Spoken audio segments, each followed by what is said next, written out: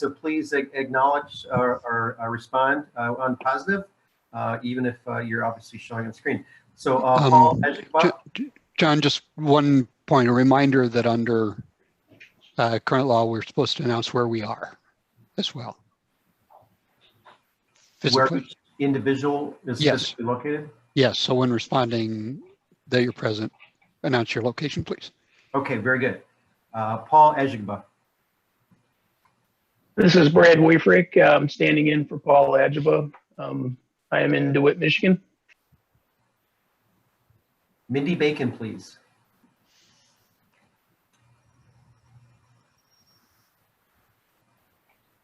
All right, John Broshak is present, and I am in my home location in Wayland, Michigan. Brian Burrows. Hi, I am present in DeWitt, Michigan. Very good. Liesl Clark. I am present in Howell, Michigan. Dan Eichinger. Present from Lake Isabella, Michigan. Brett Fessel. Present from Traverse City, Michigan. Dr. Marty Holgren. Present from Manistee, Michigan. Dr. Dana Infante. Present in Lansing, Michigan. Douglas Jester. Present in East Lansing, Michigan. Jim Kochever. Present from Ishpeming, Michigan. Paul Malocha. Present in Ann Arbor, Michigan. Tanya Haslowski. Present from East Lansing, Michigan. Evan Pratt. Present. I'm attending from the New York State Thruway today. Very well. Bill Rustum. Present from Allerton Township, Michigan. Dan Scripps. Most likely not present. Dr. Stan Vitton. Present, Hancock, Michigan. Abby Watkins. Present from Reed City, Michigan. And Glenn Wizor. Present in Dexter, Michigan. Very good. So I recognize Commissioner Scripps is most likely at the competing ceremony for Commissioner Talberg. And then Mindy Bacon, are you here? All right, very good. Roll call is ended. Thank you very much. We have quorum and we can continue to do business. There was a proposed agenda distributed to everyone by email from Elizabeth Riggs yesterday evening.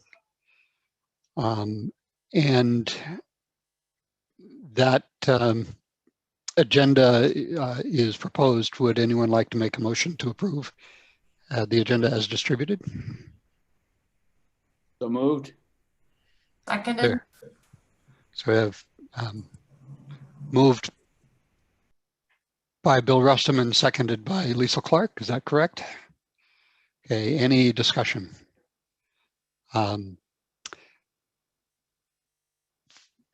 For simplicity, let me just ask if there is any objection. Okay, we'll adopt that as our agenda.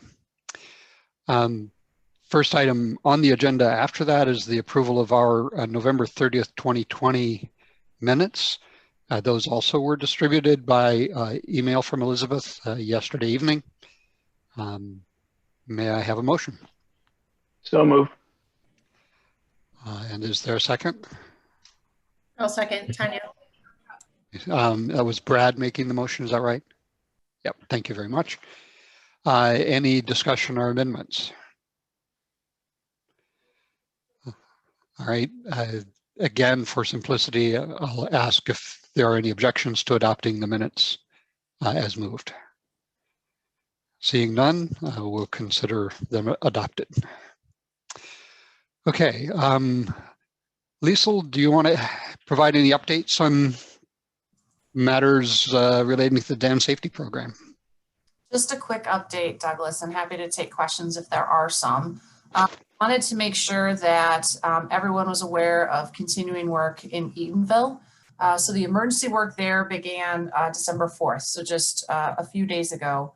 The work is designed to protect residents, infrastructure, and natural resources downstream of the unstable remains of the dam. Our concern is if the dam were to have issues again, that we would have significant flooding downriver.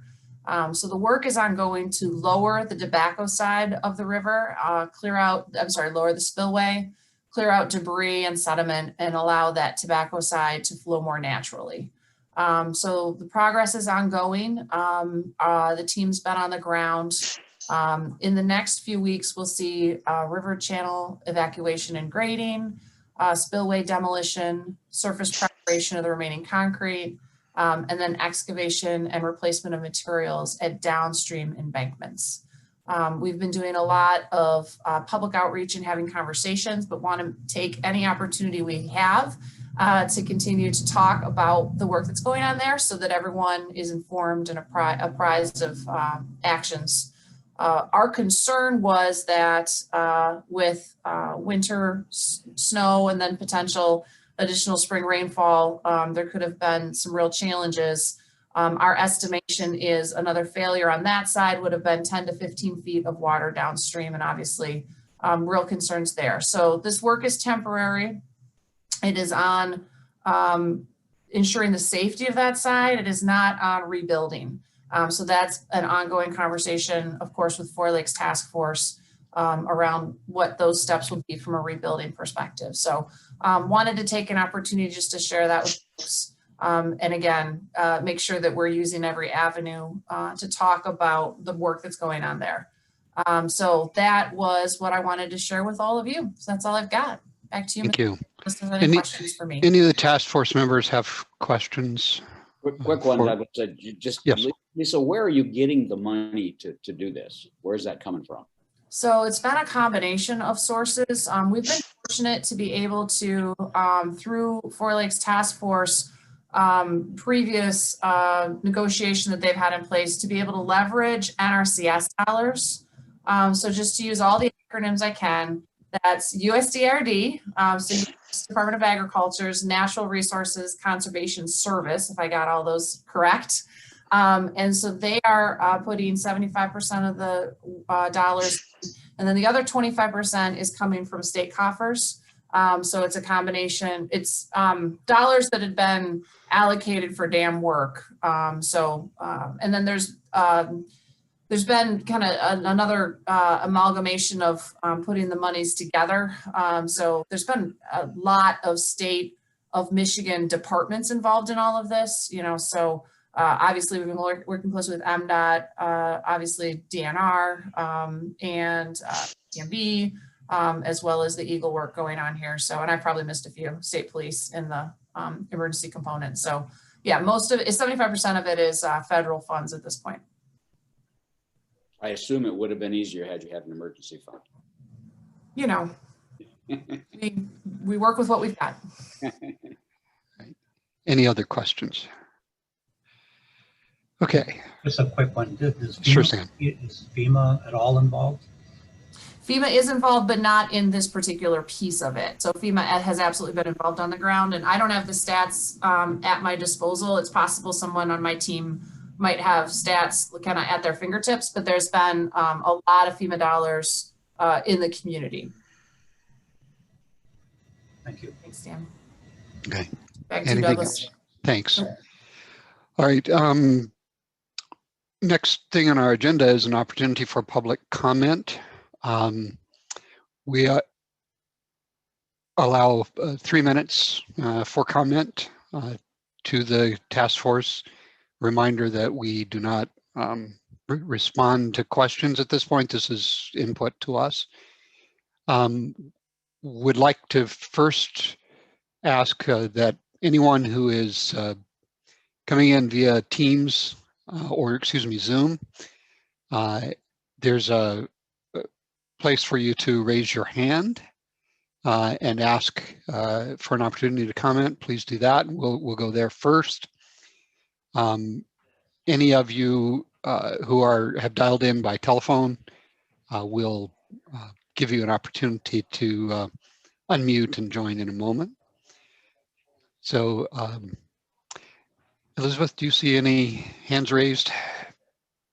Yes, there are currently 2 hands raised. First, we'll go to Kathleen Heideman. Kathleen, Okay, welcome. go ahead. Hi, can everyone hear me? Yes, we can. Oh, great. Okay. Thank you so much for allowing me to provide comment. I'd like to urge the task force to give some special consideration to the question of tailings dams in the state of Michigan.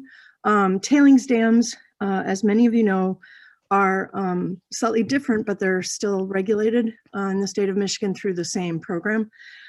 During 2019, the mining industry around the world began urgently reassessing the safety of dams all over the world, reviewing their reliance on and disclosing the number of upstream impoundment dams.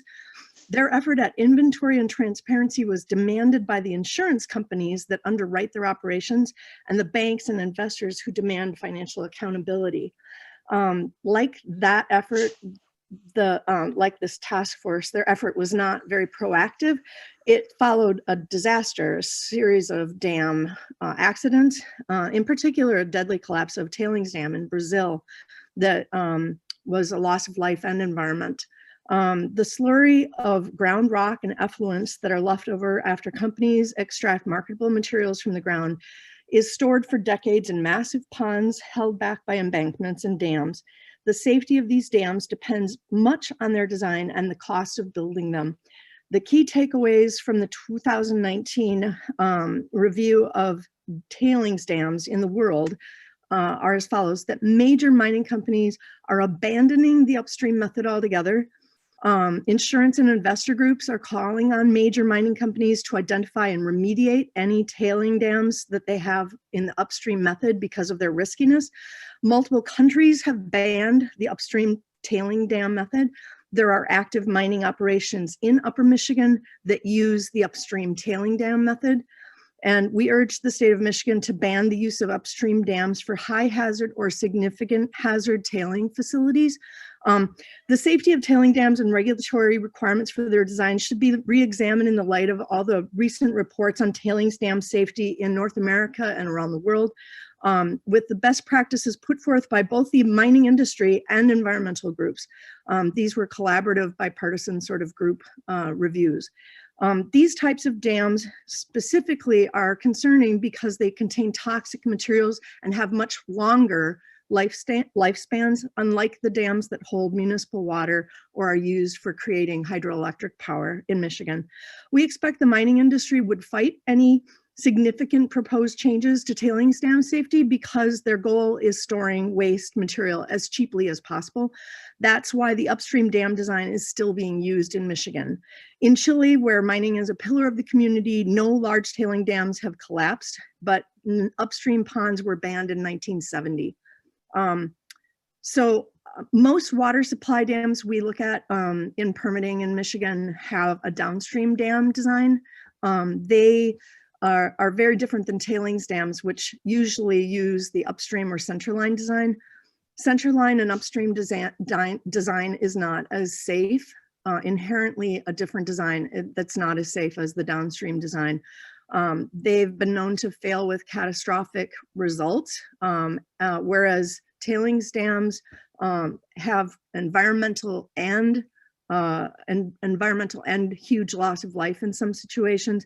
Water dams have huge loss of property and inconvenience, but not necessarily the enormous environmental consequences. Is there something we can learn from water dams to improve the safety of tailing dams? I would say that water retaining dams, because they're built to their full height and then filled and operated, are inherently safer. And so please keep in mind that tailing storage facilities are built incrementally and operated during their incremental building phase. The construction of the tailing storage facility takes decades until it reaches whatever they call the final design height, with a single tailing storage facility often being used not just for the life of a mining project, but indefinitely. It'll stay on the landscape long after everything else is gone. It's filled with toxic material. In the case of the iron mines in Michigan, they're not reactive, but we have new mining methods being proposed with polymetallic mining that actually has highly reactive acidic material being contained in these facilities.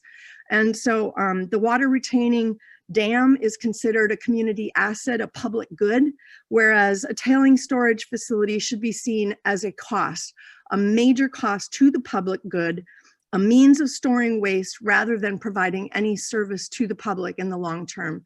And long after the public benefits are taken by the company and realized for profit, that waste facility will be a risk to the environment of Michigan going forward. So I urge you to consider how your task force could improve the safety of the tailings dam reviews in Michigan. Thank you so much. Thank you very much. Who else is looking for an opportunity to comment? Also, Bob Potocki has his hand raised. Yes, Bob, please go ahead. Is it working now? Yes, it is. Well, thank you very much. I appreciate the opportunity to make these comments. I am a retiree in Brighton, Michigan. I've been following the activity of this committee closely. I got done reading the 266-page ASDSO peer report and decided that I needed to make a comment because it does not really address the issue of private dams in Michigan. It is a more nationally focused type of and big structure type of document. So I submitted a one-page set of comments yesterday to this committee, and I hope you'll take the time to read through them. I won't go through them again. But I would like to just take this minute to make a few little points. The failure to protect the public interest by giving special privilege to the private dam owners is just plain wrong. An example is that in 1971, I was drafted into the military to protect the public interest without my permission, etc. But I was obligated for 2 years to go out and fight. There's no reason why the federal, state, and local governments cannot work together to protect the public interest. Edenville should have never happened. It only happened because of special privileges given to politically and private citizens by our courts and by our government and by our administration. And I wanted to finally thank Director Clark for the work that she's done up at Edenville, obviously above and beyond and pulling a lot of money together to protect the public interest. I hope that you and your group will be able to focus what you're doing on making the public interest and public safety the focus, the result of and the outcome of what you're doing. Thank you very much. Thank you. Is there anyone else in queue? And I don't. Excuse me. We have more. Yes. Two just went up. All right. There's someone listed as Tom B. Is that? Yes. Tom, you are unmuted.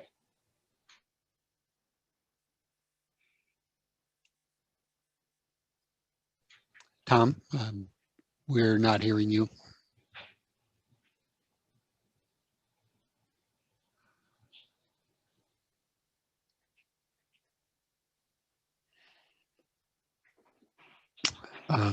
Still not hearing you. I'm not sure whether your computer is not communicating with us or what. All right. Why don't we see if there's anyone else in queue while Tom tries to make an adjustment, if that's what's going on here. I don't see any others. Are there any others that you see, Elizabeth? Excuse me. Yes, Tom is on the phone. He says not Zoom, so he's wondering how to unmute. Oh, okay. Try dialing *6.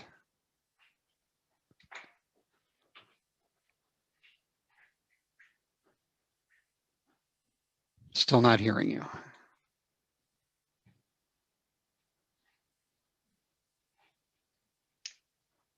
Tom, can you hear us?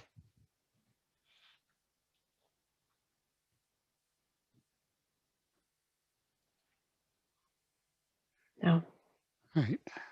No luck. Let's see.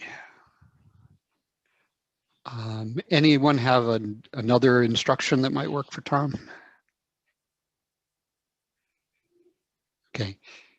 Tom, I think we'll move on, but if we can figure out a way to enable you to speak to us, we'll circle back and make that happen. We have 2 more hands up. Okay. Okay, and now 1. Someone calling in. So there's a telephone number ending in 8883. Is it? Hello, can you hear me now? Yes. Good. Yeah. If I pressed all the buttons at once, I got unmuted. Is that Tom? Yes, sir. Oh, Yeah, excellent. Excellent. Okay. Please go ahead. Happy to have you join us. Thank you. I appreciate the opportunity.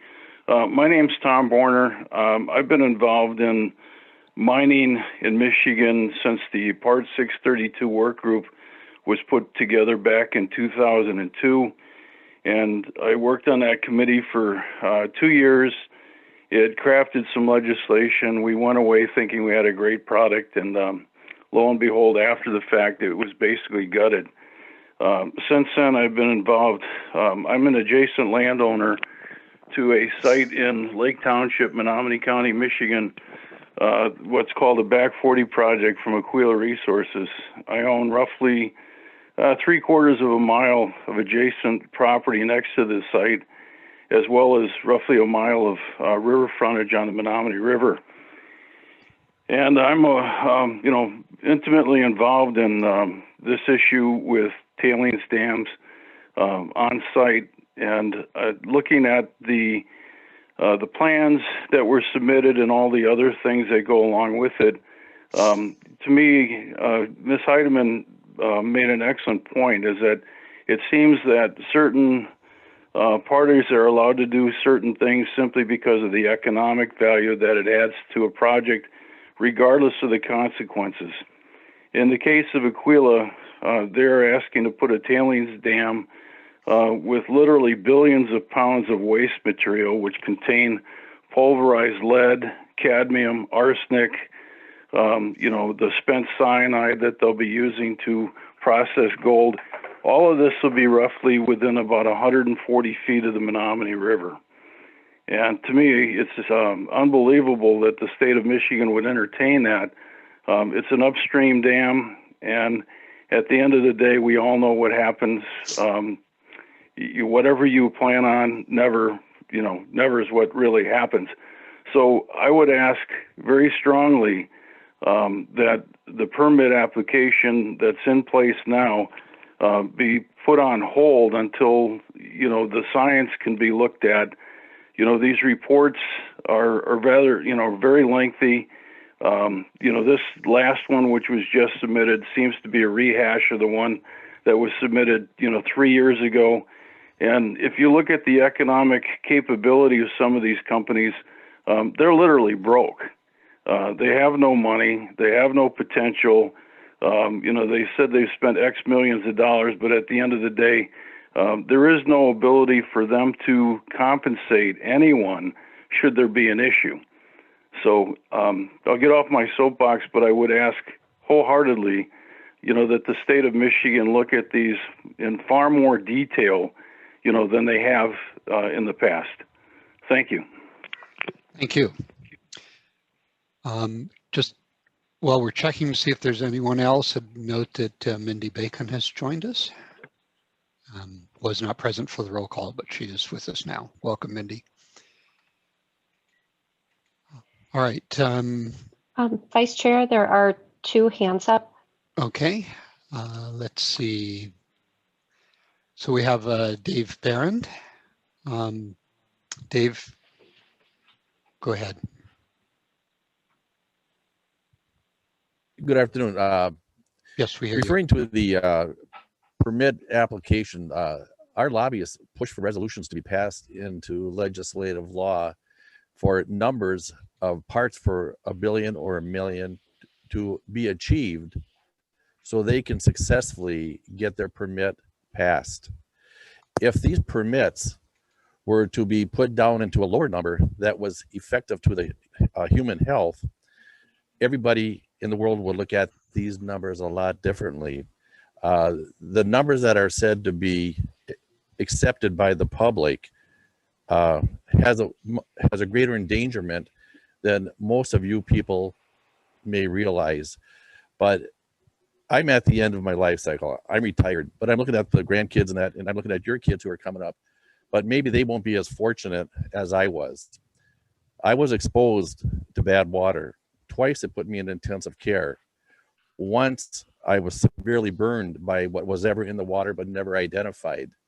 But in my last bout with encephalitis, that's where your spinal column connects to your brain. You have the hypothalamus gland. That part of my body was severely infected. Life recovery is pretty much zero. But if your kids are fortunate enough to be exposed to this same type of water environment, they may not live. So think about your permit and think about your numbers. But when I hear the government talk about, well, we lobbied to have a number for the people to be exposed to because we think this is a number for our permit is going to be good for us, but it may kill you. That's all I have to say. Thank you. Appreciate your comments today. Mr. Dragovics, I apologize if I've mispronounced your name, but please go ahead. That's okay. There's 149 spellings and pronunciations of the name, so it doesn't make any difference. Anyway, my comments are all in regards to the proposed Back 40 project. First off, I agree with the comments made by Kathleen Heideman. She goes into much more detail than I have the capabilities to do. She's terrific. Couple thoughts related to that. Climate change needs to be considered on a different basis than you're looking at it now on this Back 40 project. Look at the rainstorms that you had for the Eatonville Dam, and then shortly thereafter in the Thumb area, there was a major rainfall storm there. And this is beyond the scope of what's being projected for the Back 40 site. And then look at what's happening on the East Coast as we speak. They're having major snowstorms there. That's all climate change. Two, the next one is I'm concerned about the qualifications of your dam safety staff. Do they have the actual hands-on background and experience to look at a tailings dam and understand what it is? You know, my example to that is that when you go for your colonoscopy next week and the doctor comes out later on and tells you that you've got polyps, are you going to take the medical student to do the surgery? Or are you going to find somebody that's got 5 or 10 years of real life experience to do this surgery? I know that answer and you do too. So that's the concern about the skill set of your dam safety crew.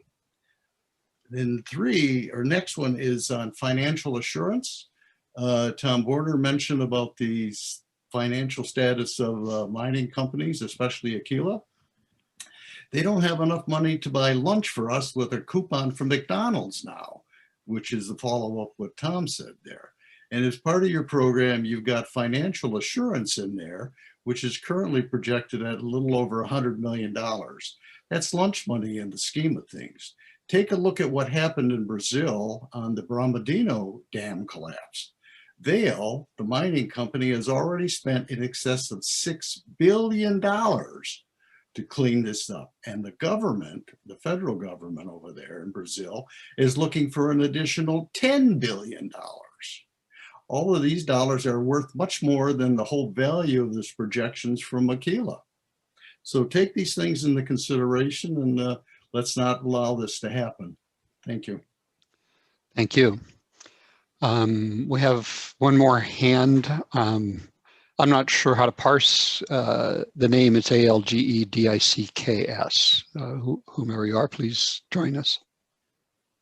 Yes, this is algedicks from Wisconsin Resources Protection Council. Can you hear Welcome. me? Yes, we can. Please go ahead. Good. I'd like to echo the comments of Kathleen Heideman, Tom Borner, and Dick Dragowitz regarding the proposed Back 40 tailings dam next to the Menominee River. The primary objections to that proposal is, first of all, that it uses a construction method that Kathleen's referred to as the upstream tailings dam design, which was the design that resulted in the catastrophic failure of the Brazilian tailings dam, which was the worst tailings dam accident in Brazilian history.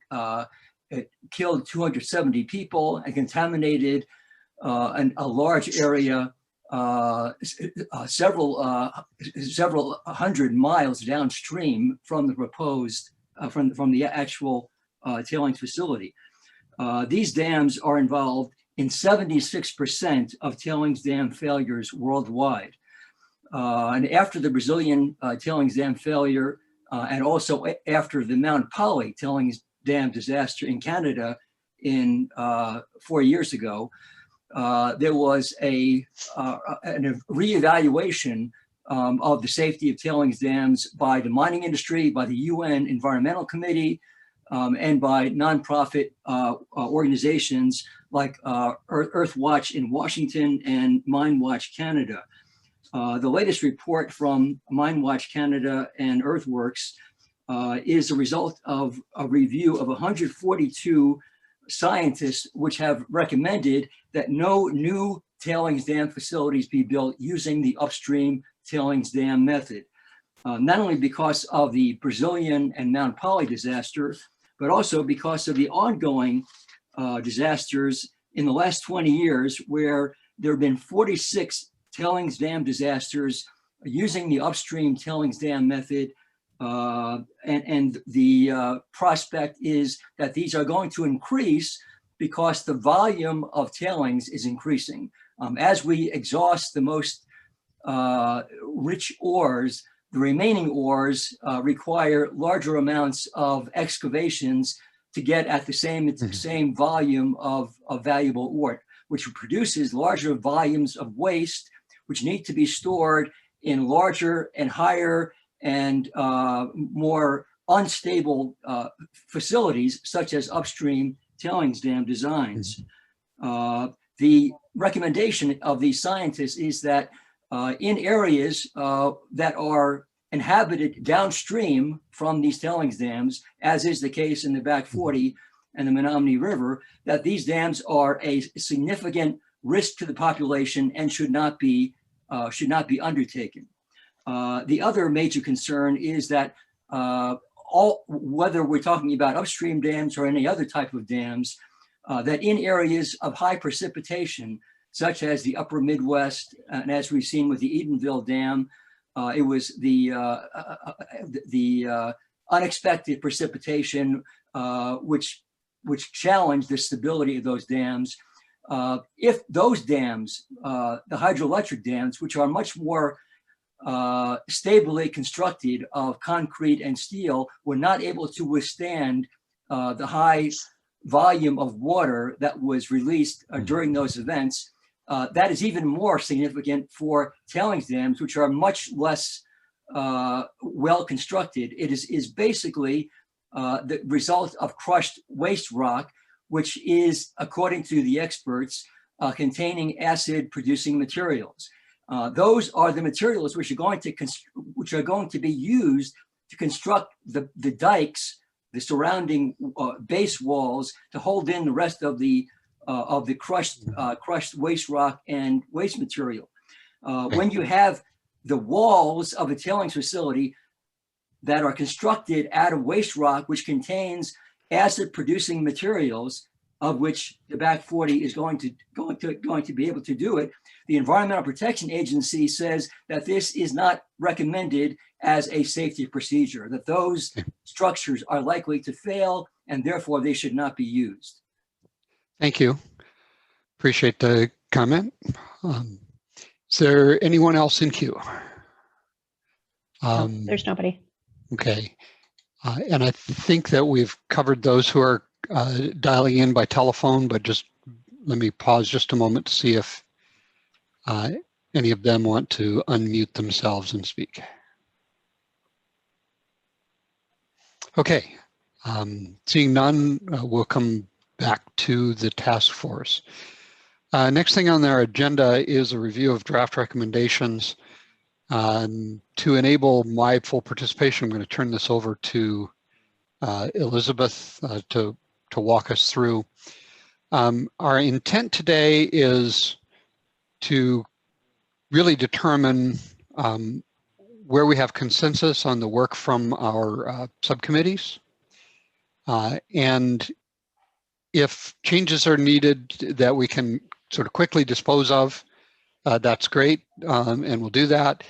If there is really remaining disagreement, we will identify that and then set up a process to work through it between now and our next meeting or in the next meeting, so that we can focus on those issues where we don't have prompt consensus. So with that, Elizabeth, you want to talk a little more about the process and then start walking us through the recommendations forwarded from the subcommittees? Thank you. Yes, and thank you, Aaron, for putting up our first set of recommendations. So I'd just like to pause and say thank you to all of the task force members and the staff at Eagle on the Dam Safety Program team for all of the time and effort that you've put in over these past many weeks to really dig into the recommendations and the ASDSO report as a starting point, and then to continue really thinking about what would be beneficial to Michigan specifically as far as changes to the dam safety program. So we are now at the point ready to, as a task force, have you really take a look again at these recommendations together now that they've come out of the subgroup review process. And as Douglas mentioned, and as was shared in a process document that was included in your recent email with meeting materials, to take each of these similar recommendations in consideration.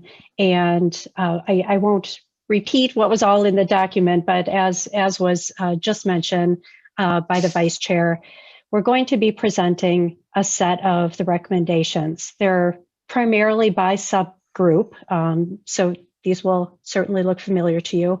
And as they are presented today, the vice chair, Douglas, will be asking, are there any recommendations that any of you task force members feels should be removed or amended or replaced? And as was shared in the materials before today's meeting, if a member does see a need to offer changes, then please speak to the recommendations that are on the screen in front of you. Offer changes, give a brief explanation why you feel a change is required. And then we've also asked you to be ready to provide specific word changes.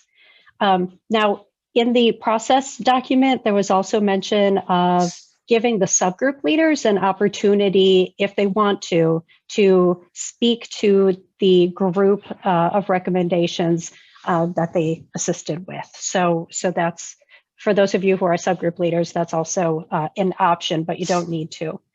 And then today, with our vice chair presiding, he will lead in the discussion of the selection of what is the most appropriate action for each of these recommendations, whether if there is a proposed change, is the proposed change acceptable, or do we need further discussion, or is there a need to have a subgroup of members work offline to craft any change in language, or if there are no changes presented, then to ask for a show of hands.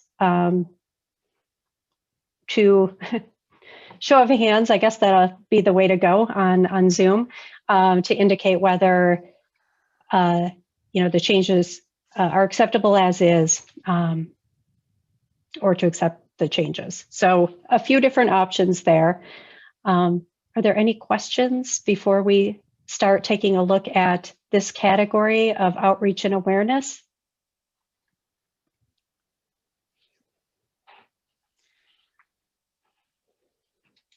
Okay, not hearing anyone. All right, I think we should start and we'll work our way through it. I think it'll save a little bit of time if I don't actually walk through the process for each individual recommendation, but rather for all of those that are on the screen at a time. In case any of you are not able to see, we're currently looking at outreach and on the screen and are looking at your personal copy. We're looking at the outreach and awareness recommendations 2020-17A through 2020-17D. So let me just ask if anyone has a desire to speak about any of these 4 recommendations.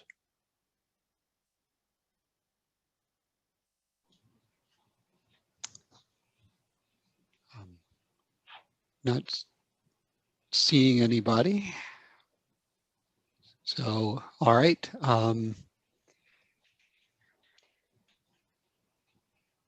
If we can then have a show of hands to approve these for purposes of moving forward to the next meeting. We'll obviously revisit the full set and final report. And those who are supportive, show your hands. Is there a clear way to do that? Thank you, Douglas. And I'm sorry, I realized you're a task force member too. So I'm happy to keep an eye on this. So yeah, the question is, are you able to support these suite of recommendations as presented? And Erin is making note of hands she sees raised. So I see Dr. Vitton has his hand raised. Brad Whifrick. Where's the hand raised on the screen? I'm not seeing that. It's on just go to where it says participants, click on it. You'll see the participants, and then on the bottom there'll be. Gotcha. Well, and in this case, I just want to note, Bill, that I think in this case, Elizabeth's just you're talking about physically raising hands, correct? So that I can see and either way, we'll capture both. Erin, do you have a preference or? I would prefer raised hands because I'm looking at everybody's little boxes right now, and yeah, so sorry, that might be easier. Okay, so let's get do a little that. exercise during the meeting. Yeah. Physically raise your hand, please. Let's do it that way. Right or left? Either one. So if you can just keep them raised while Erin is doing that.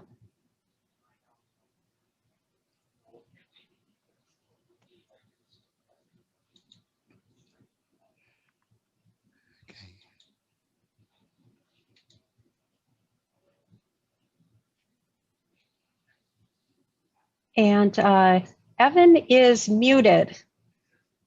So Evan, if you can hear us, you will need to give us a verbal description.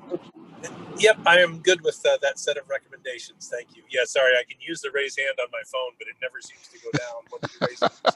So I'll just chime in like this each time. Right. Thank you. Great, thank you. I think I got everybody on that round. Okay, yep. If you're looking at the screen, any task force members, if you don't see your name there, please unmute yourself and let Erin know.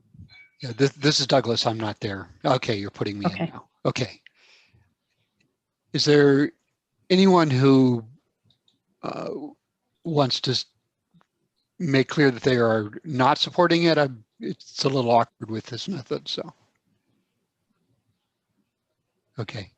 All right, let's go ahead, Elizabeth. Great. And now we can go on to the next set of them. And this is just a reminder, that we are establishing today which recommendations to include in the final report, because we will be starting to move into that phase of drafting the report from the task force. And it's just kind of the bigger picture of where we're at in the process. Okay. So Erin has safety and security at dams section up. So this was still part of the outreach awareness, safety and security at dams subgroup. And we've got basically 2 recommendations in this section. And then, so again, if you want to look at the recommendations briefly, and then the same question. Right. And these are 2020-18A and 19A, just for anyone looking elsewhere. Okay. Again, anyone have a concern they want to raise? Doug, this is Brett. Yes, it's please. It's really minor, but in terms of reference to tribes, tribal governments might be a more specific term to use in reference to tribes. Okay.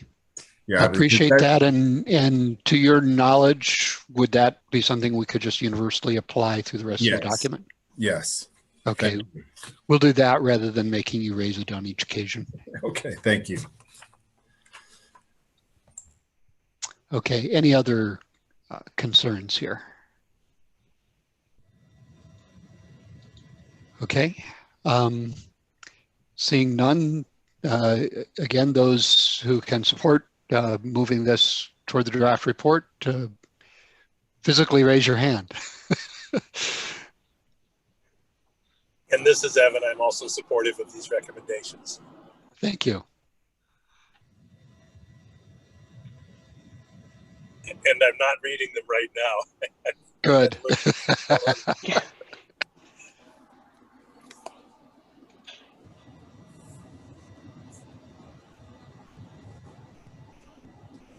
You have everyone, Aaron?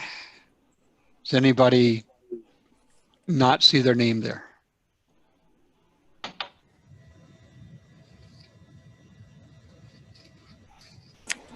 Okay. Let's move on then to the next section. Great. Okay. So now we're moving into the subgroup that looked at compliance enforcement and emergency response. And here are the suite of recommendations that pertain to compliance and enforcement. Yeah, and for those looking elsewhere, it's 2020-14A through G is the list that we're looking at. Okay, any items of concern that anyone would like to speak to? Yes. Can you hear me, Doug? Yes, go ahead. Sorry, I'm got a bunch of screens. Yes. On 2020-14-D, I would offer perhaps just a strengthening statement for discussion. At the end of it, it says, well, I'll read it, recognizing that Eagle is currently in the process of updating policies for violation management, including standardized pathways for progressive enforcement. Eagle should develop or adapt these policies to apply to. You're fading, Brian. Okay. My suggested addition of one sentence would be to add, for dams, such policies should establish clear timelines for actions to alleviate significant risks posed for high and significant hazard dams. Okay, and Brian, one more time, please. All right. For dams, such policies should establish clear timelines for actions to alleviate significant risks posed for high and significant hazard dams.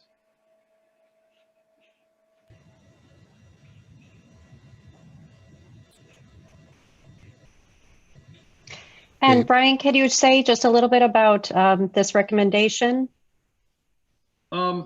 Yes, it's well, again, in recognizing that there will be a process, but we did not dive deeply into what that process is or really get into how the outcomes of that process might, what it might result in. It's, I feel as though for significant safety concerns on high and significant, that having a priori decision on how much time is affordable before alleviation occurs is a very helpful thing.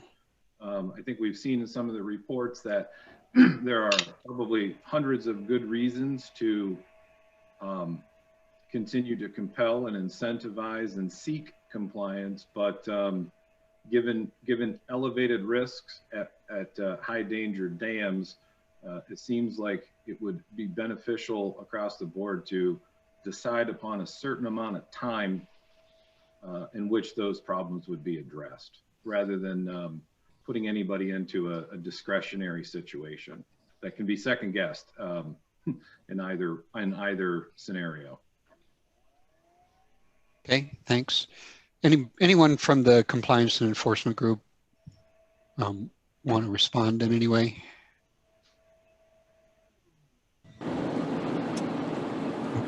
Okay, I'm not hearing any, so I apologize if I've cut you off. So is there anyone on the task force that would have concerns about adding this amendment that Brian has offered? This is Bill. I have no concerns. I'm supportive of it. I think, I mean, what I think what Brian's trying to do is alleviate the dilemma for the staff, where if they act to take an action, then you may have people saying you're being precipitous. If they wait, they've waited too long. So establishing a clear timeline and clear standards, which is what the department is trying to do for when you take an enforcement action, helps with the staff. So I fully support it. Thank you. Any other comments? I had just a question, please. Yes, sure, Paul. Go ahead. Is this going to be a timeline that is established in the statute or established in the rules, or is it a timeline that the regulator is going to establish at the time the violation is discovered?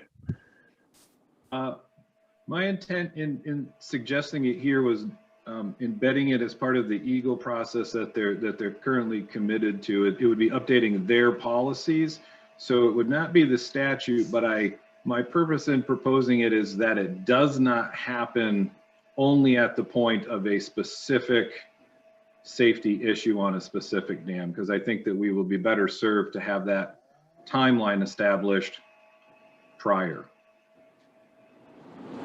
Yeah, and if I can just reiterate the process to which Brian's referring, thanks for bringing that up, Brian. The department's going through a enforcement review that is setting timelines, and so those will be built ahead of time. But it shouldn't be, Paul, to your point, ad hoc. It should be something with a structure. And so we are, and that's not to suggest that there's a lot of places within the department where that structure has already existed. We're going through a review and then, working to build greater consistency and clarity there. So. Okay, thank you. Yeah, I mean, it is fairly typical actually for a timeline to be set, and then often that is based really on the judgment of the engineer or the safety officer. So I mean, it's got to be somewhat flexible to give that person the ability to to apply it as appropriate.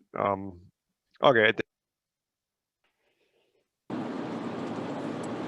Anything else on this? So I think under the process here, we should separate 2020-14D out for a separate vote, just because it's a change. Right. Does anyone have another change they would propose to 2020-14D? Okay, let's show hands on that now, and then we'll take up the rest of the items on this page. So hands are in favor of? Are we voting on D or the rest of Just them? on D, just on D. On D. Okay. Just on D, yeah.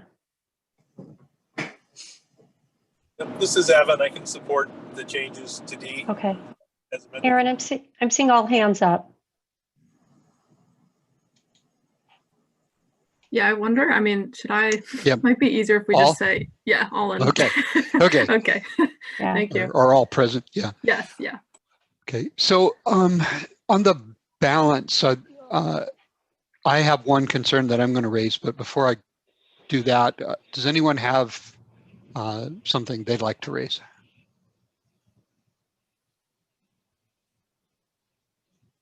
Okay. This is not an amendment, more a footnote that we need to check, but in 2020-14E, where we're saying that we want to use water level lowering orders as a compliance tool, I think we need to have somebody check whether we can do that under existing law where there's a lake level control order. And if not, we need to make I think a specific recommendation about how to deal with that. Yeah, and we do have some of our dam safety team on. So I don't know if anyone is able to speak to that or if we need to do additional research there. Yeah, if you want us to speak on for a minute. Go ahead. When dams are regulated under Part 315, we certainly do have the ability to issue a drawdown or lake level order. 307, I don't think gives us specifically that ability, but if the dam is regulated under both 315 and 307, we would have that ability under 315. So I don't, for the smaller 307 only structures that are under 6 feet high typically, we may not have that authority expressly. Okay, let's, I guess I would like to consider then that we make a recommendation, a separate recommendation to provide authority to the department to issue a water level lowering order under Act 307. There's Chairman. Yes. There, I think under the, I'm looking ahead a little bit. I think under the legislative and authority, the second new recommendation might be the vehicle. It speaks, I think it speaks to a lake level lowering on 307 ones. Okay. So it might, a good provision might be there. Okay. If you don't mind, let's go ahead and put it here. If you all agree, and then we can revisit when we get down there. I would argue that, yeah, we should be consistent in the sections. And I agree with Brian. I think there's some reference to that in the other section, but this ought to be consistent. And I think this language makes it consistent. Okay. Yes, go ahead. Just a quick point of information again, maybe Luke can answer this. A lot of smaller dams don't have the ability to lower. They have basically one level. Is this for all dams? I mean, or are we just those dams that have the ability to lower and to raise water levels? Yeah. The ability to order water level lowering, of course, is limited by what's physically possible. But Luke, you already have this problem. Sometimes could you give a brief summary of how you approach it? Sure. So we have the ability to order the owner to take whatever action is necessary to alleviate the danger with the dam. Often when the dam has the ability to do a drawdown, that's the quickest and cheapest way to realize that risk reduction or increased safety of the dam. So you're right, if the dam doesn't have an ability to lower the water level, they would have to think about potentially breaching the dam or making emergency repairs to the dam to ensure that it doesn't fail. So yeah, where it makes sense, drawdown is the way to go, at least to buy some time, and where that's not an option, they have to look at what else can be done. I guess in the interest of time, I would suggest that this 2020-14E be taken to the side for some additional wordsmithing discussion, but at this point we do have other recommendations in this section that the task force needs to address. Agreed. Okay. Is that agreeable? No objections. We'll set E aside. And then Is there any recommendation on any other of these recommendations? All right, seeing none, let's ask for a show of hands on what would be advancing 2014 A, B, C, and G toward the report.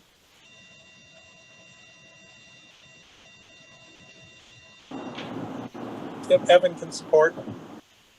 Okay, so Thanks, Evan. are we at all, or? I believe everybody, see hands raised. Marty and John, are you in favor? Thank you. Okay. Jim, yes, everybody. All right, thank you. Let's move on. And thanks for the prompt, Elizabeth. Okay.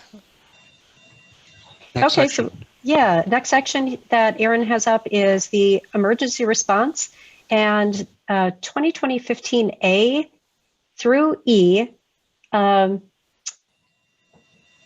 existing, and then there was also some new recommendations that came out of the subgroup meetings, and those are separated below. So, so taking 2020-15A through E is what is before the task force right now to consider.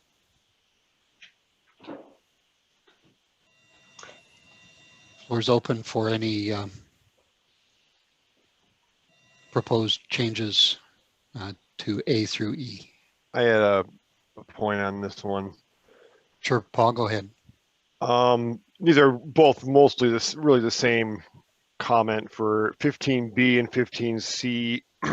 Rather than emergency action plans should be annually checked, I wanted to suggest should be strike annually and should be checked at the time of every dam safety inspection.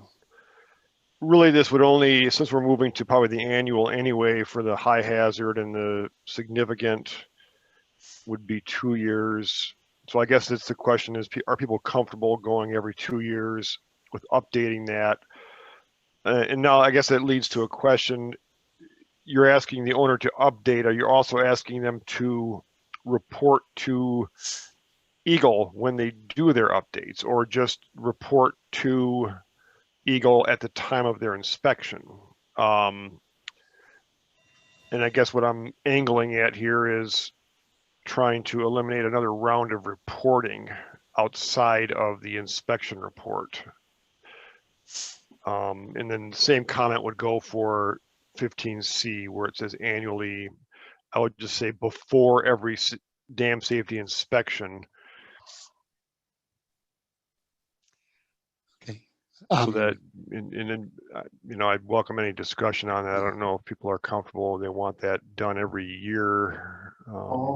Maybe Luke wants to weigh in. Okay. Paul, are you done describing your proposal then?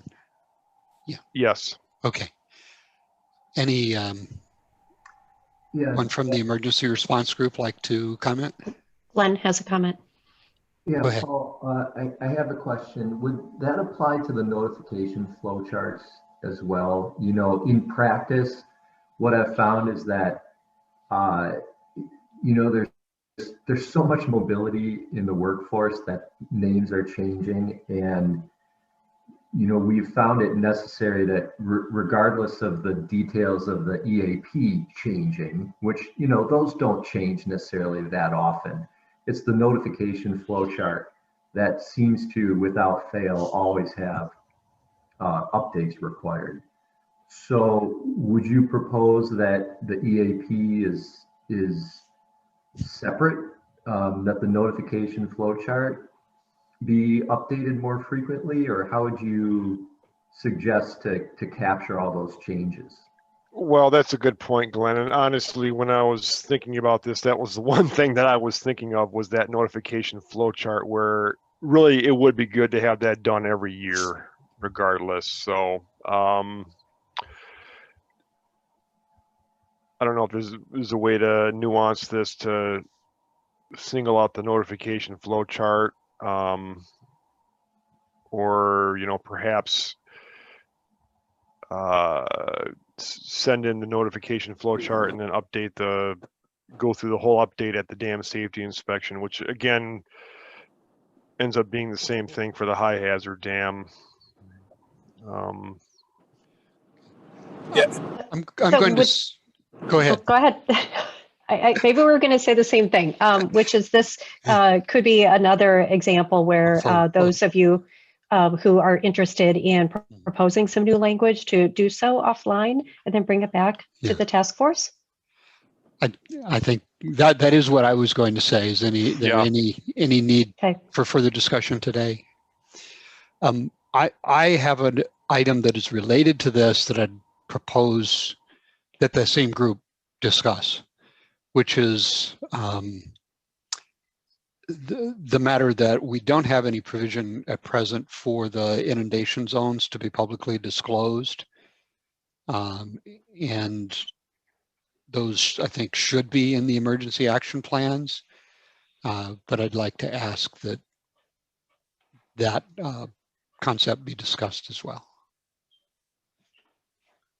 That's interesting. I'm gonna ask our team to think about that out loud. Any reason? So I would be happy to weigh in on this because I actually had some conversation with the Lansing State Journal on this yesterday.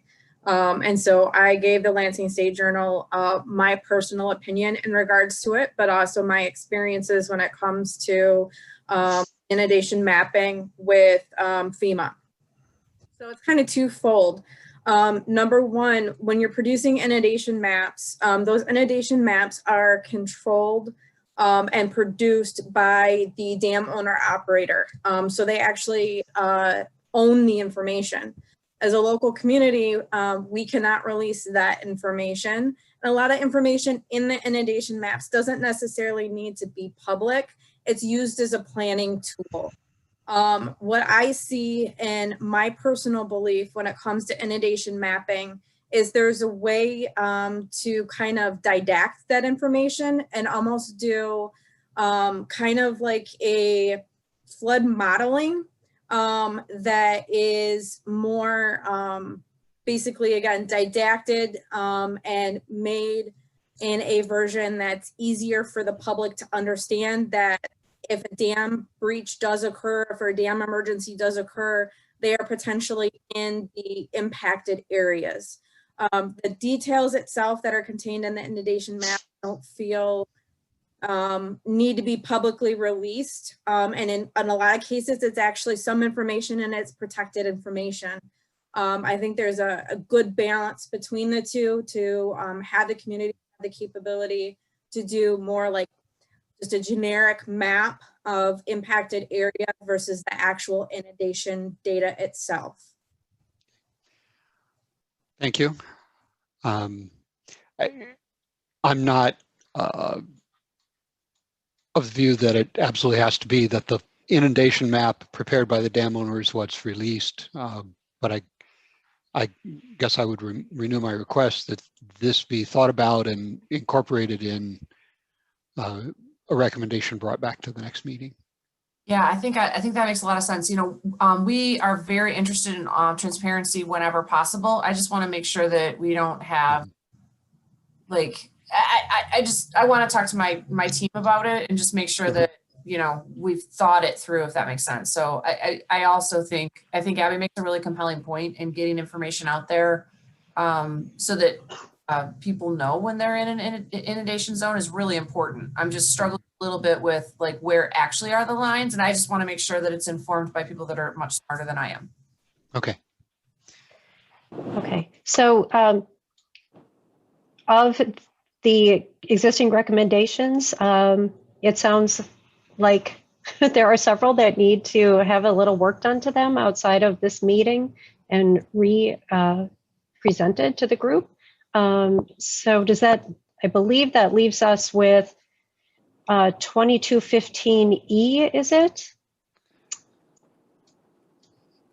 That would be that's the only ready one I for see. discussion today? Okay. And that's about requiring testing? Actually, A may be okay as well. Was there any concern about A? You're right, A as well. Doug, I'd like to propose an addition Okay. to A. We Okay. have the list of representation, and we've consistently added tribes to those lists. And the reason I would bring it up here really is threefold. And some tribal governments have federally recognized emergency response plans. The second is that many dams would affect tribal trust and fee lands if they failed. And the third is, as far as first responders in rural areas, often that may be a public safety officer from a tribe. So I would suggest, or I would propose to add tribal government to that list. Okay. Is there any concern about that? Seeing none, let's add that in. And Marty, Erin is interpreting what you said. Can you verify that what she's typing is what you intend? Yes. Okay, thank you. All right. I think we can call the question, which would be advancing 2020-15A and E. And then we'd ask for one brief comment on E. Sure. Okay, Paul, go ahead. Every other required dam safety inspection instead of just dam inspection, just to be a little more specific about it. Maybe it's not necessary, but okay. So you would insert the word in safety between dam and inspection? Yeah. Is there any objection? Okay. I still think we can proceed to a vote then on A and E. Hands physically, please. Erin? In support of A and E? Yes. Okay. Mindy Bacon is in favor. Thank you, Mindy. And Evan, speak up. Yes, I'm also in favor of A and E, and I'm generally supportive of the concepts that have been raised for further discussion on those other items, just for the record. Okay. I've been seeing all hands. John Broszek, were you in favor? Thank you. Erin, Okay. yeah. All right, let's go to the new recommendations under emergency response.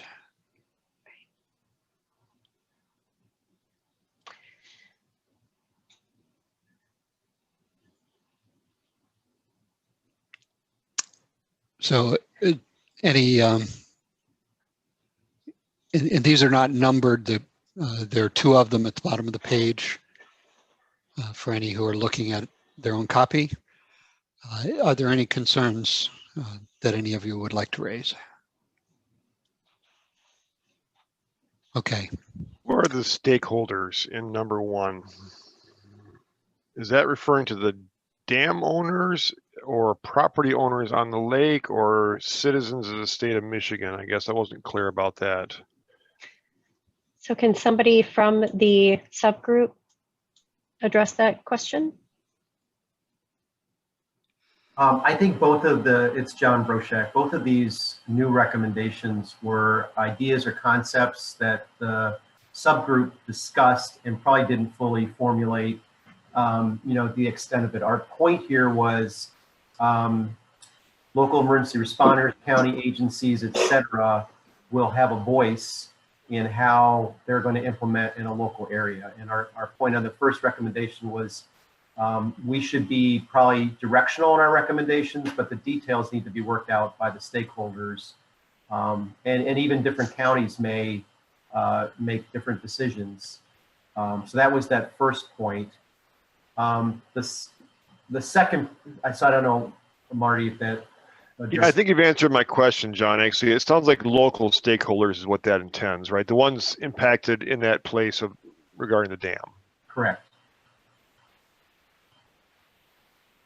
And whether or not that idea should be incorporated into one of the upward to the existing recommendations, it was just an idea that we didn't feel that we should just be mandating to local authorities. We should ensure that that they have a chance to shape the. Yeah. Thank you. So it appears to me that this is an idea that maybe could use a little more working out. And since we've already asked for the emergency planning group to take another look at some, Maybe you could take one more look here and bring this back in the next meeting. Any objection to that? No. I did have one recommendation to suggest in here. Okay. When that comes up. I think we're ready for that. Go ahead. Okay. Consider providing emergency response kits. And this goes to a point we just discussed a few minutes ago. Emergency response kits owned and yes. I'm sorry, Paul. Is this an amendment to an existing recommendation or a new one? It's a new recommendation. Okay, thank you. Yeah, it'd be 3 on this one. Sorry, Elizabeth.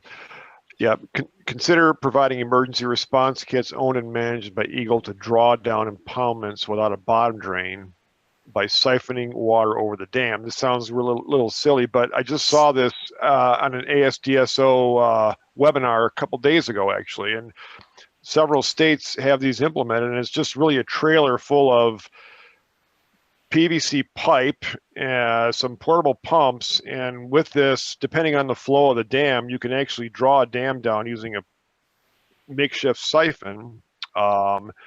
And they place these around the state in certain key locations. Now, obviously, it's only going to work for certain dams. You know, if you got a real high flow, you're not going to be able to get enough. But anyway, just something I'd put it as a consideration. I mean, it's a budgetary thing. It's whether Eagle wants to take on an operational role like that. I mean, a lot has to be considered before you do that. But I think maybe putting it as a consideration. So, Well, can you please reword that or repeat that so we get it Yes. down fully? Thank you. Consider providing emergency response kits, comma, owned and managed by Eagle, comma, to draw down impoundments without a bottom drain by siphoning water over the dam.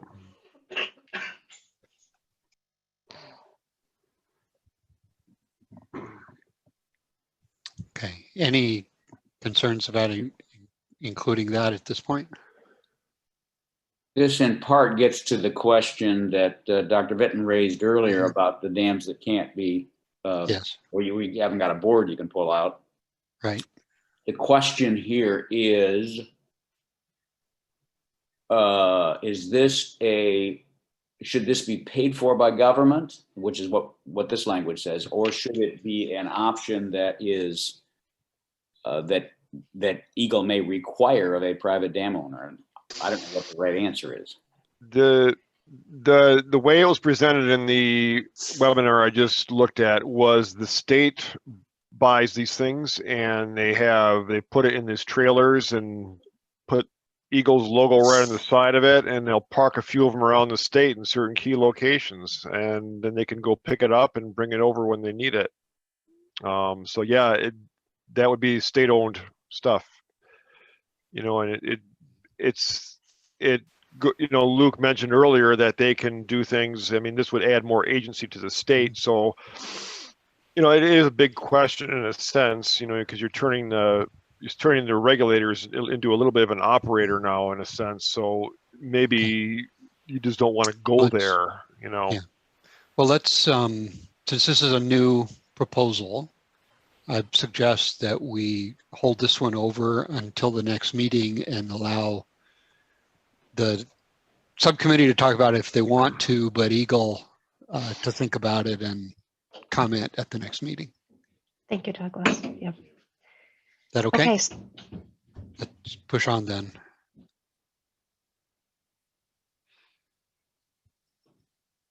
Great. Okay, so thank you, Aaron. Next up is the category of dam financing. And so this is a category that was what we were calling cross-cutting recommendations. So, you know, there were 6 subgroups, and multiple subgroups were dealing with recommendations that fell under the topic of dam financing. And so these are now, they've been looked at by a subset of task force members who considered them together. And they are being presented here under 3 general categories related to dam financing: revolving loan, emergency fund, and I believe the other one was removal. removal, right? Dam removal. Okay. So that is just a little bit of context for these. And right now you are being asked to lend your support or your recommendations for any changes to these for revolving loan and then emergency fund. Floor is open. Anyone want to raise a Starting concern? with 2020-03G. Yep. Just so I'm clear, is the revolving loan in 03G, is that only for publicly owned dams? That I was in that conversation. That was not my intent, but I can't guarantee that no one else had that in mind. So I can comment. I think we were trying to maybe look to other states as a model where, yes, it would only be available to a public entity, but a private entity would have the opportunity to seek a partnership with a public entity that was willing to have some level of financial responsibility. That could lead to a change in ownership, or could lead to an agreement between the public and private owner. But I think some of the discussion leaned toward that being an entry point for the private sector, because it really wasn't, I didn't take it as part of the group to be intended to be aimed at the private sector directly. So that workaround from another state was brought up as a concept, and I don't know if this would need language changes to make that, or if we can leave it as is. Thanks for that clarification. Brad, given that, did you have a view that we should change anything? Or? I don't think so. I guess the only thing, like Evan was just saying, if there's an opportunity for them to partner, for a private owner to partner with somebody, a public entity, how would that be made known? Or would it only be made known when there's actually an issue? Well, it seems to me it would be made known when, if there's a public interest for a local unit of government to be involved in that dam because there are cottages around it, for example, or then that is part of the deal that needs to be struck before an application is made for use of this revolving loan fund. Okay. It's not, that has to be done beforehand. Mm-hmm. Yeah, I mean, if it was me, I think I would try to include language to that effect in the, I'll say the process for a loan application. You'd have a checkbox of, are you a private entity?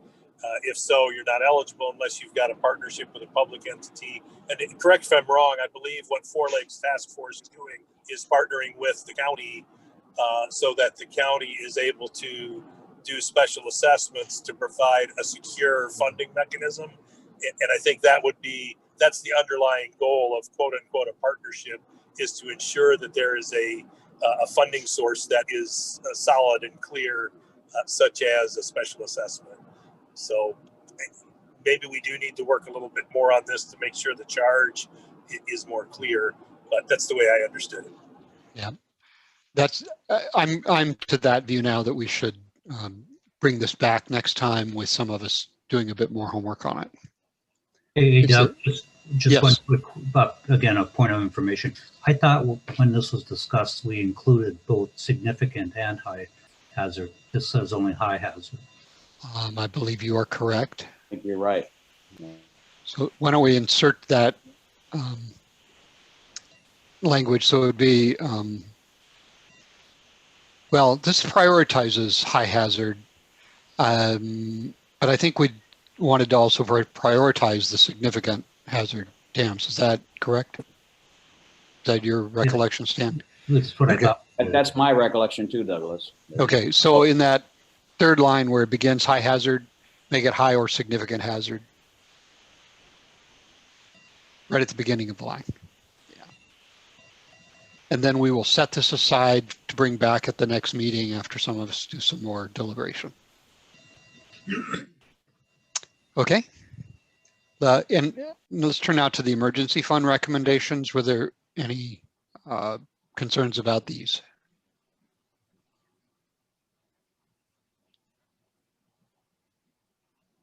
Seeing none, let's move to show of hands. Those in support, physically show your hands, and then Evan and Mindy, I think you're the ones that are not currently visible. If you speak up. I support Mindy. Yes, Evan supports. Do we want to be identifying a dollar amount, or is there an intent to identify that dollar amount as we work through the final report? Do we have a way to do that?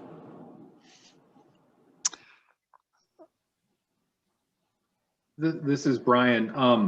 I am not sure on the report format yet how some of the committee write-ups will be depicted. We did in committee, make some of those monetary projections, so they are there, and I think we're supported in committee. So that it might be a question of to what degree of detail from that we wish to be in the recommendation language. And I don't know the answer to that, Evan, but we did do a little bit of work on that.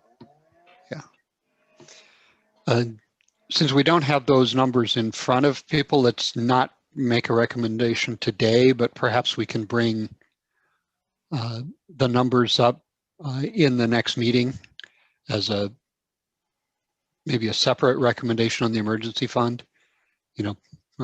Propose an amount and consider it then. Okay, so just so, are we suggesting, are people able to then voice support for the emergency fund items as they are presented today? Okay. That's my understanding. Is there any concern about doing that without the numbers? Okay. We did have a show of hands, and I think everyone was in favor. Just want to verify anybody uncomfortable. Okay, let's push on. We only have about 15 more minutes in our agenda for this, so we'll just keep pushing and get as far as we can. Great. Okay, so for the dam removal category here, so this was a new recommendation related to dam removal and then also emergency fund, and highlighted in yellow is a recommendation that is new to the group. So this is something that was sent in following the materials that were emailed to the task force. Let me just check. I think that one was intended to be more related to dam removal rather than being in the emergency fund. Who made that recommendation? Evan. The highlighted one, Doug? Yes. Yep. This is allocate $750,000 in annual matching grants for scoping and or design funding for dam rehabilitation or removal. So Evan, do you want to speak to that one? That was based on discussions with staff about other states with model programs, and the idea that it's a real obstacle. Really, it's a real obstacle in all municipal infrastructure for a community that's struggling to identify funds, to just take that first step to figure out how much money do I need to seek, whether it's rehabilitation or a removal. So this is intended for the $10,000 to $25,000 type of study or analysis that says, you've probably got a project that's $500,000 or $2 million, and these are the three funding sources that might be worth chasing. So funding to stimulate that kind of thing. It seems that states who have adopted this sort of thing have seen a real uptick in both deferred maintenance as well as removals just by getting over that little hump at the front end. And historically, the state has done similar types of things for sewer infrastructure and other water quality infrastructure to have grants as much as 90% even. I've not identified a percentage in here, just that this would be a matching grant kind of concept.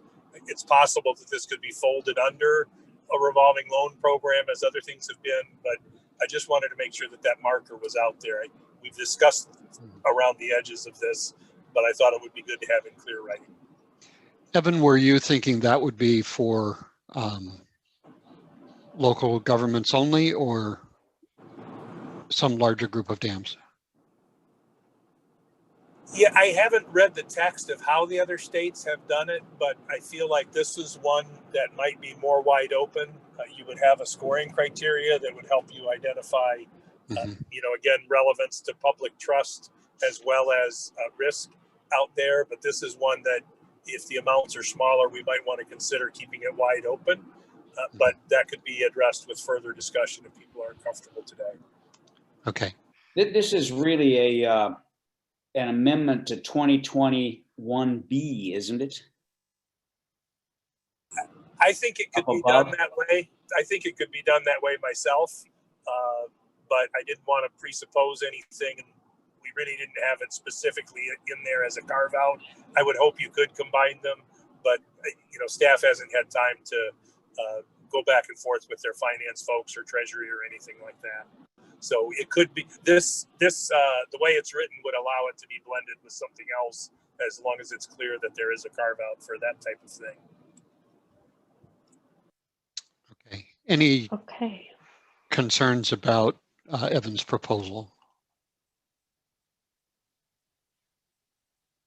What we're really asking, we're you know, what we're at the end of the day, what we're really saying is, look, the legislature needs to establish an emergency fund and pay for it, probably out of general fund initially, and it ought to be a continuing allocation to the dam safety program ought to be available. Yeah, I see what you're saying, Bill. I had not intended for this to be associated with the emergency. It could be used under emergency. It could also just be used for folks who know they'd like to do a removal, but haven't been able to figure out or don't have the wherewithal to figure out what are the steps and to even getting a good estimate. So it would apply to A or B. Yeah. Okay. So it does sound like perhaps this item should be under the dam removal header instead of emergency fund. I think what I've heard and what I agree with is it probably has a foot firmly in both dam removal and quite a bit of utility in the emergency fund. The emergency fund, as we've described it elsewhere, is about immediate action to make a dam safe and doesn't go to rehabilitation. So maybe this just needs to stand alone. Just take it out from underneath those headings and make it a separate recommendation. Would that be agreeable? Keeps us moving. Okay. Let's do that. And because this is new, are people prepared to raise hands on it, or do you want to hold it over till the next meeting? Douglas? Yes. Go ahead. I don't know if I'm jumping ahead. Are we done talking about this one bullet item? Because I had a question about the last bullet item on this new recommendation. This is the one that begins the DSP should? Yes. Okay. And I wondered if I could ahead. just get a very brief, some clarification on the phrasing where the DSP should have the authority to mitigate an imminent hazard. I just wanted a little more clarity what's behind that language. Okay. So and who is the author of that one? It came out of I think the program management group, which I was in. So I'll just comment and others can elaborate. What we were after here is that currently the dam safety program can order dam owners to take action. But if the dam owners don't have means, they may or may not, the dam safety program may or may not have the financial resources to basically go do it or have somebody go do it for them. in order to address that imminent hazard. So we're really saying they should have some spending authority they can tap to mitigate an imminent hazard, which would normally be something like breaching the dam, to lower water levels or something of that sort. Nothing more. We're not after repairs, removal, anything more than just the emergency action.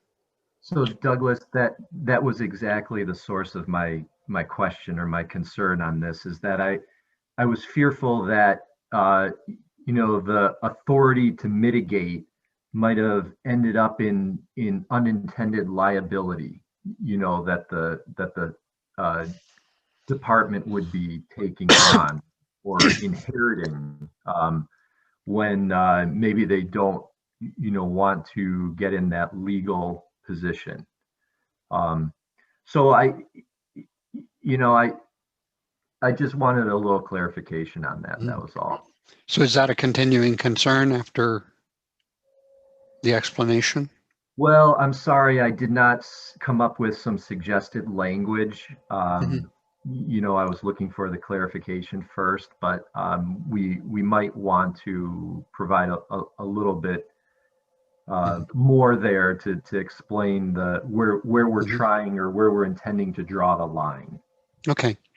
I'm without objection, we'll just hold this one over then for further discussion. Yeah, that makes sense. And I think if you go back to 2025D, the words are almost the same. The word imminent does not appear in 2020-05D, but the rest of the language is pretty much the same. So I think it. Yeah. Okay. We'll take it to next time then and re-examine it in the interval. So checking in then, if we take the last one off the list, we have one new that Evan proposed, and then the one under dam removal. Are there any concerns that we should delay consideration of those, or are you ready to have show of hands?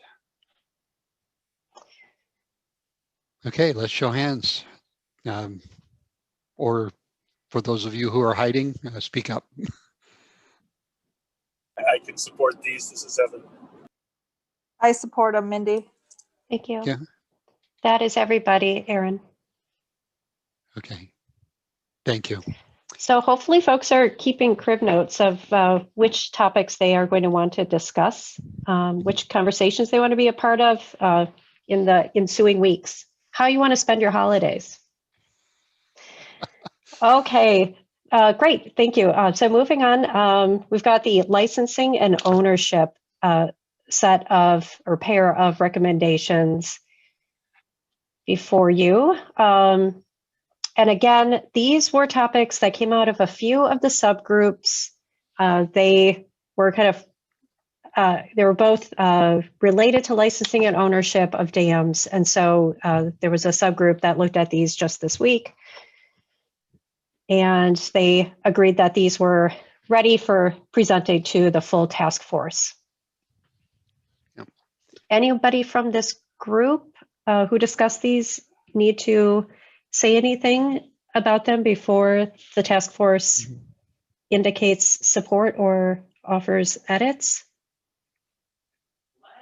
I would just note that there was extensive discussion of these in concept around a paper that Bill, Brian, and I drafted in the last full dam safety task force meeting, just as a reminder.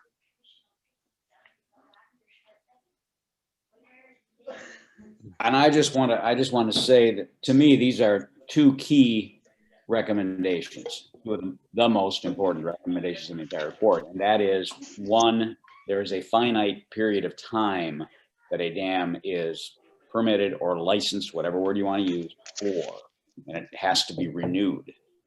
That's point one. And point two, this gets to the point John has raised consistently, there has to be a demonstration of financial responsibility.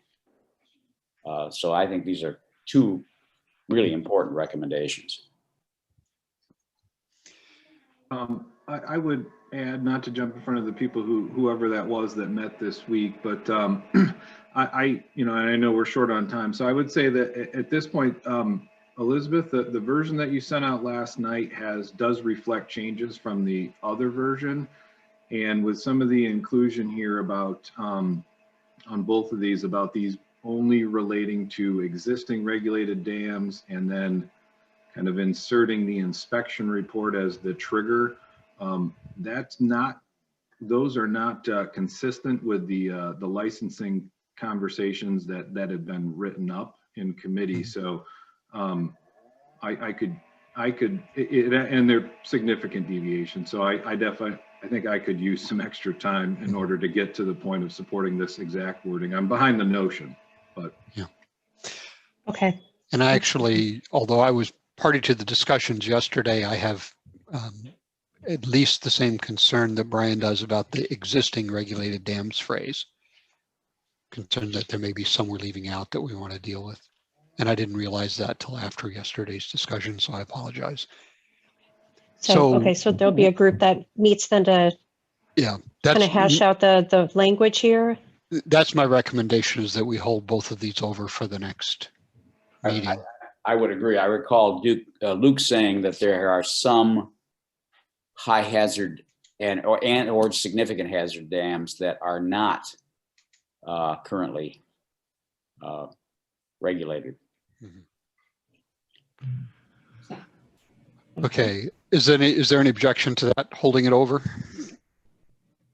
All right, we are at 4:43 by my clock, which leaves us only a couple of minutes on this agenda item.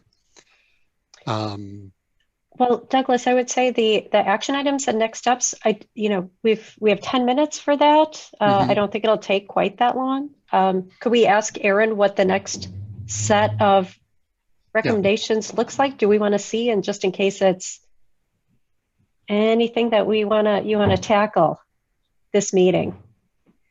So legislation and authority? Just make a comment for the group's attention on the previous item, please. Of course, let's go back.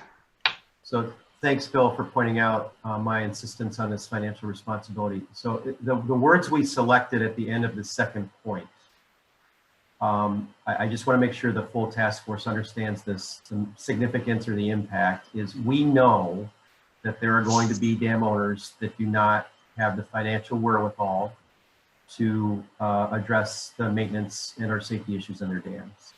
We also know that there are certain counties that may not, for whatever reason, be in a position to set up a special assessment district. And so this last part is very important, is that we can't ignore that. And we're being quite sufficiently vague here to say that the state needs to develop a plan for resolution. And certainly open to modifying those words however we see fit. But we anticipate that if this recommendation is accepted and we act on it, that we will have significant activity in this area where the first two barriers, the private owner and then even the county can't resolve it, but we still have a safety concern that may impact public health and welfare. And we would then look for the state to find a pathway either through a lowering order or some type of action that would protect public health and safety. Just want to make sure that was the nature of our discussion, is this is not a simple fix here by just saying you need to be financially responsible, because we know that that is not going to be a magical solution. Thank you. Certainly agree. Okay. Aaron, let's go back down to the next page then. And so let me just ask, does anyone have concerns on any of this?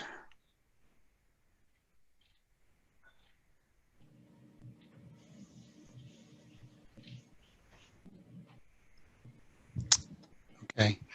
I want to call out 2020-01C, which overlaps in some respects with the longer write-up on dam licensing that we had proffered. They're not necessarily in conflict, just a little bit of a hidden overlap here. So I don't know whether anybody wants to hold off on thinking about it, or if you're comfortable moving ahead, but.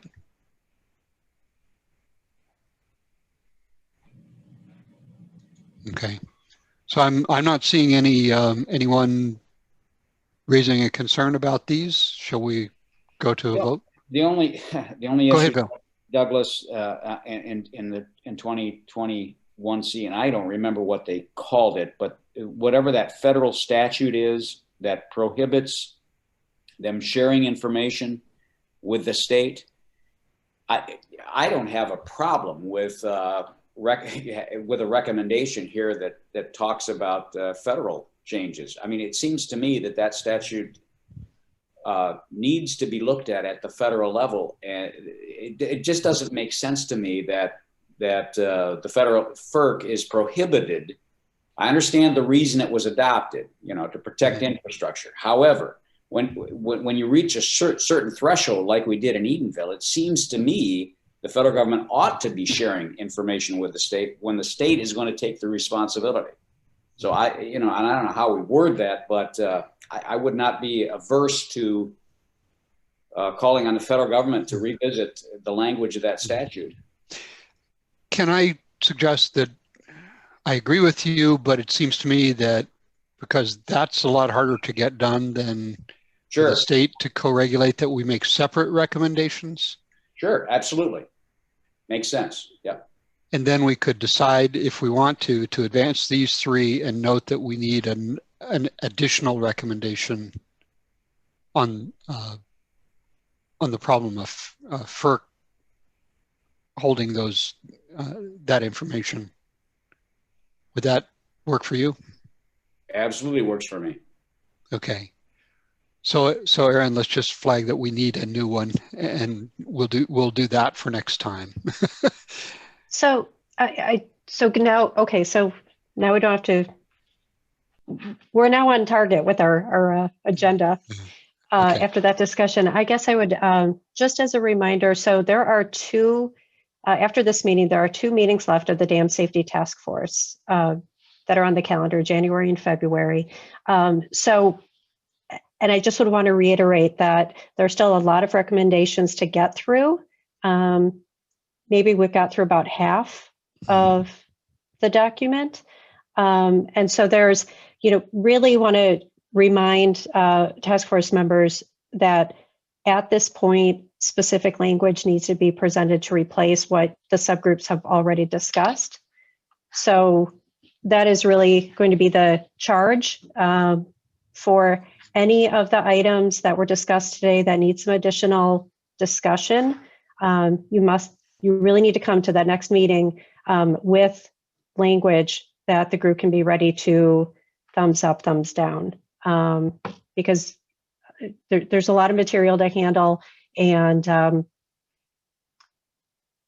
so that's just a plug to make sure that we've got some specifics so that you can keep this process moving and deliver what is needed to the legislature and the governor on time. So we need to do show of hands on 2020-01 A, C, and D.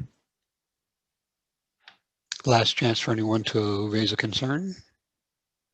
Not? Raise hands. Mindy and Evan, speak up. I'm good. I'm good, Mindy. All right. I think we're at all present. Does that look right? Yes. Yep. Looks right. Okay. Okay. So we are out of time on this agenda item. Need to move on to next steps. That's me. We started on that with the remaining meetings that Elizabeth was just talking about. Why don't you go ahead then and describe how you're thinking that the report comes together and the rest of it. Yep. So after today's meeting, we will update the recommendations as we can based on today's conversations. And the items that do need additional thought and conversation that you have identified, you will need to work together to update those. If there is support that our team can provide at PSC, please let me know. But really the focus will be on making sure that you're having those conversations over email or what have you in order to craft something that you think will be workable for the task force to look at the next meeting. We're also looking at scheduling a public comment meeting in January. This would be a standalone meeting that we're considering having before the next task force meeting, which is on January 13th. We are coordinating planning for that with Eagle and with the task force officers, but those materials will be posted on the task force website ahead of the public comment session so that members of the public can see what is the most recent set of recommendations coming out of the task force. And also, I'd add, over the course of the task force, public comments are being collected and organized for you to read and consider. So whether that's, in the chat box of these meetings or public comment periods or direct emails that Eagle are receiving, we are trying to make sure that those all get collected. I guess also, if some of you task force members are receiving any comments from your constituencies, please share those with our team so that we can record them.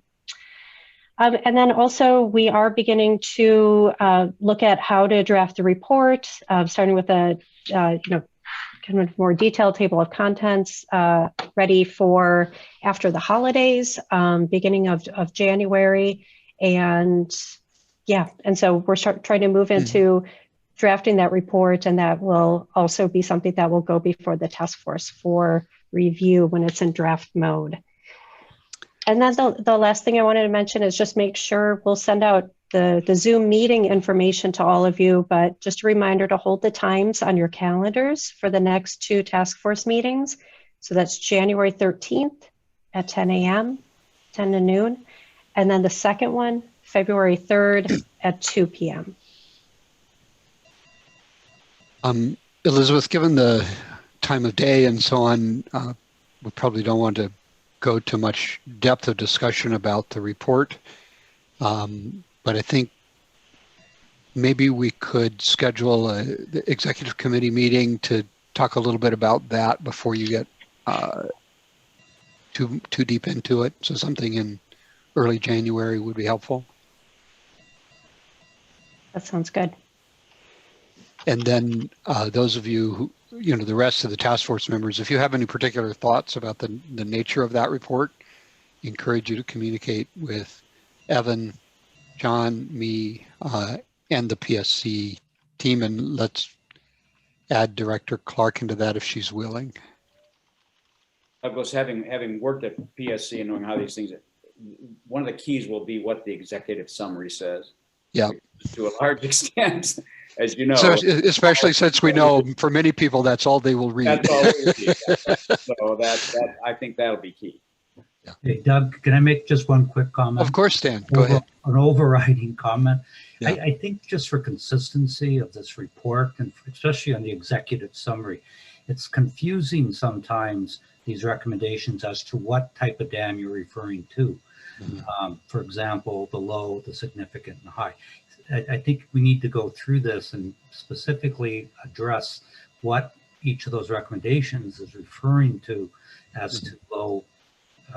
Is they applying to all, which is fine, all dams. Otherwise, if it's only significant and high, then it should be a little clearer.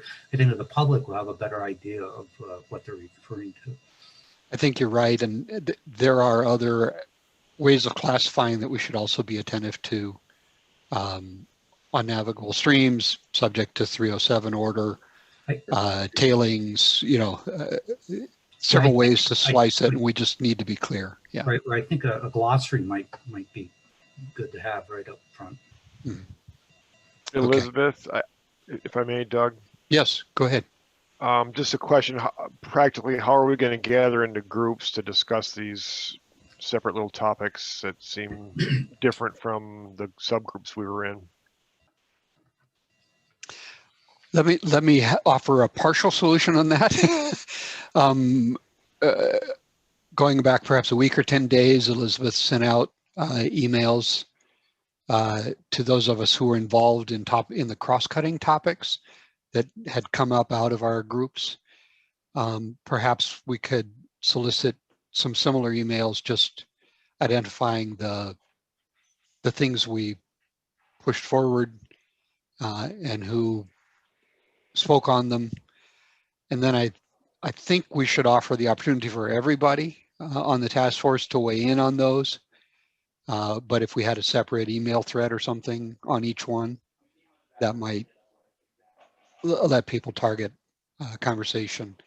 And if they want, if email isn't doing it, someone can take the initiative to propose a conversation. Does that seem like it would work? I think so, and perhaps it'd be helpful just to have a bullet list of all those outlying topics and a contact, because I know there's a couple here that probably most of us would like to input on, but I'm not sure who to contact. Yeah. Okay, we'll see if Elizabeth can do magic with help from Aaron and others. Thanks, Elizabeth. Yeah. Okay. Okay, so we should look for something from Elizabeth that pulls out these hot topics, and then we weigh in from there. Yes, that's my recommendation. Right. Thank you. Just as a way of getting it started. Okay, is there anything else that needs to be said? If not, I solicit a motion to adjourn 2 minutes before our scheduled end. So moved. All right, I see Evan moved and Stan seconded. Those in favor say aye and sign off. Aye. And the rest can just stay here on Zoom. Aye. Thanks, everybody. Bye. Have a great holiday. Thank you. Holidays. Happy holidays. Bye. Happy holidays.